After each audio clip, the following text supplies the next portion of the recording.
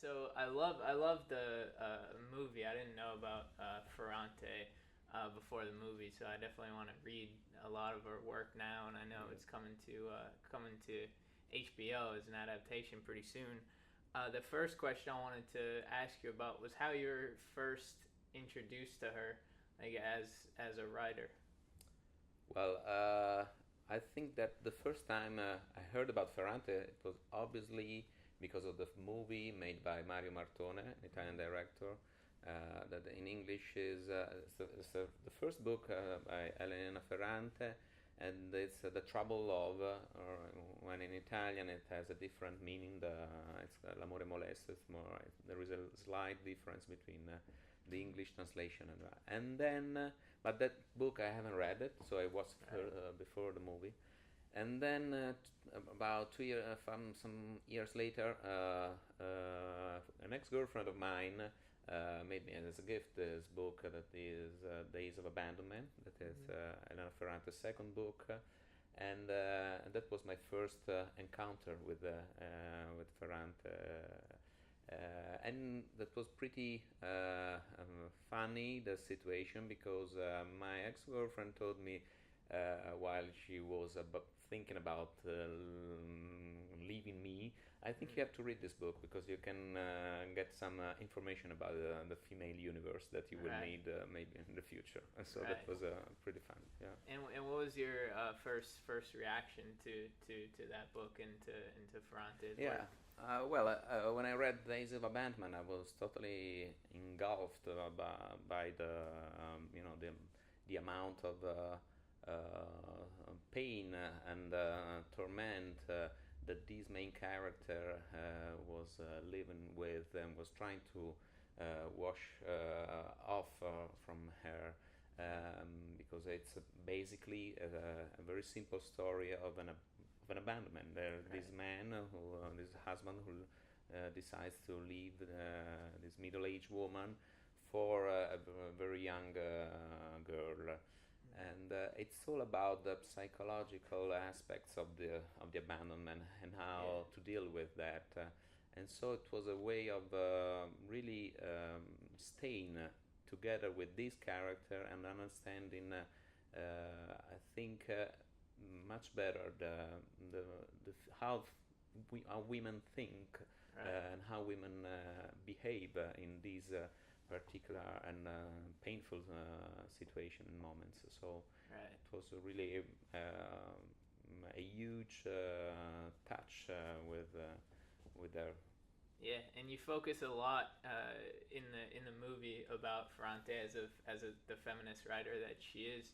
Do you think that has some? Do you think that her popularity, especially now, and especially in America, has a lot to do with Ferrante being a feminist writer and those kind of themes?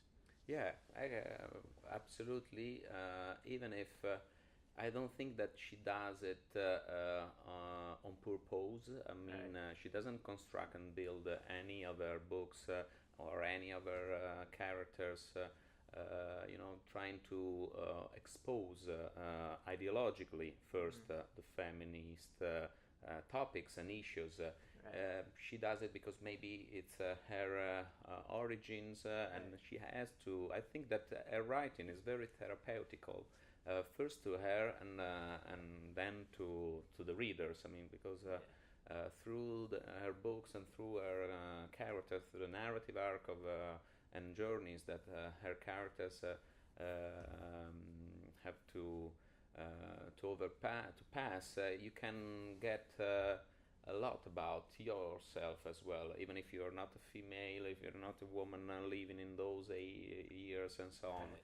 because it helps you a lot to understand yourself, and I think that this is the main goal of literature, of good books. Yeah, that's really cool. Thanks. So I want to talk a little bit about the process of making the Mhm. documentary a little bit. So first question in that regard was when you did finally realize that you wanted to make this film, how did you go about figuring out who you wanted to talk to and who you wanted to figure out or who you wanted to interview for the documentary?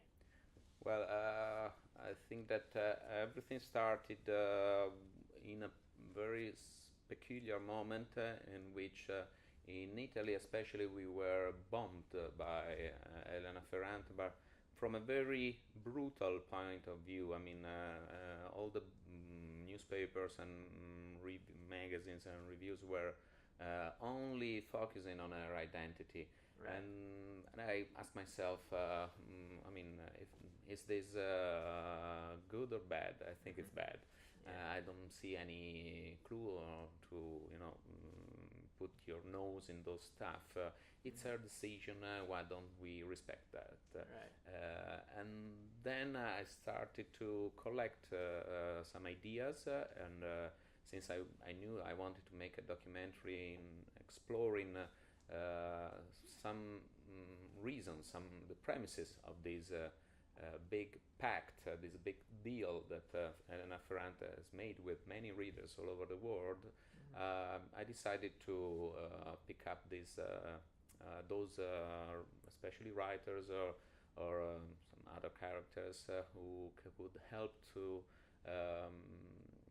deliver to a very large public, a very large audience, their ideas. And so I decided to especially to focus on writers, because I thought they could give me the best and more qualified readers experience ever. Right. Because cool. I mean, if I'm a writer, but or a director, you have to deal with narrative, it's much better than asking to an ordinary man. I mean, right. Yeah, that makes sense. So you talked a little bit about how a lot of people focused more on her identity or her lack of an identity rather than her writing. Do you think her writing still would have been as popular as it is if people knew who she was? I think so. I have no reason to think the contrary. I mean, because especially in US, when this big success started, no one knew about her anonymity. Most of also for us in Italy, most of the American writers don't have a face. We don't know exactly who Don DeLillo or I don't know who. Jonathan Franzen even. I mean, can look what they think if they vote Republicans or Democrats, and we don't care at all about that. And so I think that it helped. Obviously, it contributed afterwards to spread the voice, because there was this curiosity that is human. But except that, I think that it would have had the same success. I got that same impression from the film. So you talked a little bit about the differences between the Italian response to Ferrante and everything, and the American response. And I noticed that a lot of the documentary was filmed in New York. So why did you want to set the documentary in New York? Well, I chose New York because to me it represented as for most of the biggest cultural events or avant-garde, the epicenter, and everything that happens in New York, or that is not that happens, that is recognized in New York as usually have a huge audience, and that to me happened with Elena Ferrante. And it all started in a very small independent bookstore in Soho, New York, where they really for the first time maybe invented as in the documentary. I say this definition, Ferrante Fever, and then little by little, it started to be spread out all over US and then all over the world. Right. So in that regard, why do you think she became, as an Italian writer, why do you think she became so incredibly popular in America, and especially New York?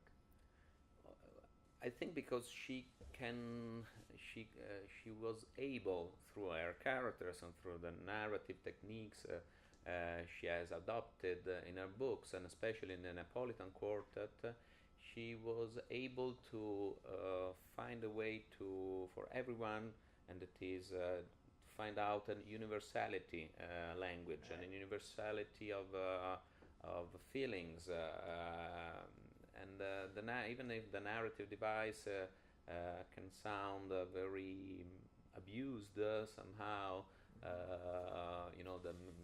There is a missing friend, and this friend wants to look for her and ask herself why. And from that moment, she starts to tell you the story since they were children, since Right. they were little girls, and through that span of time, because it's pretty huge, it's 40 Yeah. years, it tells you 40 years of Italy and how things changed in Italy, sociologically, politically, and so on, all centered about a female point of view. That was maybe the Right. first time that really, and it's, as Franzen says in the film, my film, it sounds like it's the first time that you can find a story of friendship like Yeah. no one has ever told it before. This competition, this alternate power that one girl has on the other. It's something that even if you are a male, you have obviously experienced Yeah. in your friendship, and so I think that it's universal, and this is the main reason for her success. She can tell, and she can talk to everybody, and Yeah. yeah, from Arkansas to South Korea, and this is the Yeah. universality. I got that impression. I was really surprised by that. So, last question before Sure. we go. I myself, after watching this documentary and finding out that Hillary Clinton and all these people are really excited about this, I'm excited to read more about her and read some of her work. Do you have any plans to follow up with Ferrante's work or anything like that after now that Ferrante Fever has come out? Oh, I don't know. Actually, I think I made my goal by Right. giving a different perspective on her. Let's see. Maybe if, as I hope, she will continue Yeah. publishing and writing, and maybe something more will happen. I think that we are now in the middle of a transition period for her as well, because after all these hurricane that Right. came up, she has to breathe and rethink or reconsider also her narrative. So we'll see. I think that it's not an ended story. I Right. think that we'll have some other surprises from her. Oh, cool. Yeah, that's awesome. So thank you Thanks so a lot. much. Thanks to you. Yeah.